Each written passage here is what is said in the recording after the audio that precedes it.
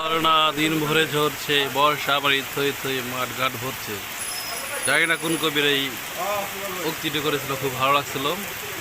আজ থেকে অনেক বছর আগে আমার প্রিয় শিক্ষকরা উক্তিটি বলেছিল, সেটা আজকে আমি বললাম। আমি এখন আছি মানিকগঞ্জ উপজেলার আটিগ্রাম ইউনিয়নের এবং যে ফুটবল খেলা মাঠ সেই মাঠের এক কোনায় আছি।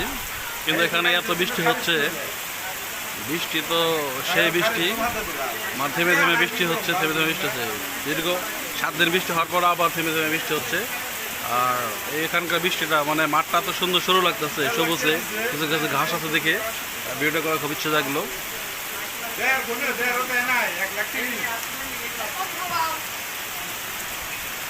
কি মিহি এরকম বৃষ্টি, রোমান্টিক বৃষ্টি খুব কমই দেখা যায়। আজকাল বৃষ্টিগুলো খুব রোমান্টিক হয়ে গেছে।